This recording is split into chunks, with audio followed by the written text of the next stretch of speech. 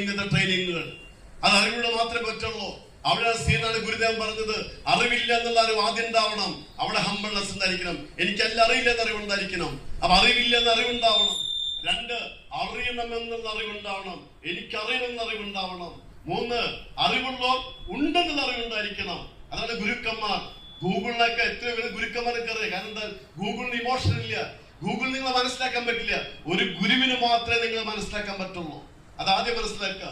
അത് ഗൂഗിളിനേക്കാൾ പവർഫുൾ ആണ് നല്ലൊരു ഗുരുനാഥൻ. അണ്ടർലൈവേഡ് നല്ലൊരു ഗുരുനാഥൻ. അല്ലേ നടക്കില്ല. അത് നല്ല ഗുരുക്കന്മാരെ കണ്ടെത്തി കഴിഞ്ഞാൽ, അവരുടെ വാക്കുകൾ കേട്ട് കഴിഞ്ഞാൽ, അതൊന്നാണ് സ്വാമി വിവേകാനന്ദൻ, ജീസസ് ക്രൈസ്റ്റ്, അതുമാതിരി തന്നെ മദർ തെരേസ.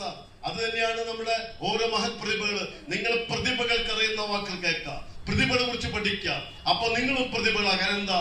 ആ ചിന്തകൾ മനുഷ്യനെ വളർത്തുന്നതും തളർത്തുന്നതും ചിന്തകളാണ്.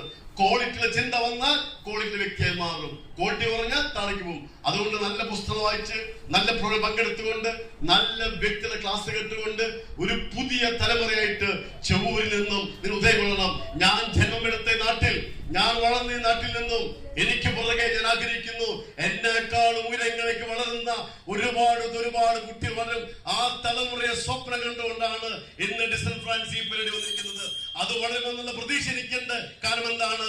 നമ്മുടെ നാട്ടിൽ ഇരിച്ചുകൊണ്ടല്ല, നമ്മുടെ നാട്ടിൽ വളർന്നുകൊണ്ടാണ് ഞാനും വളർന്നത്. നിങ്ങൾ വളരും. Wish all the best. God bless you. Make your life a beautiful life. Thank you so much. Jai Hind.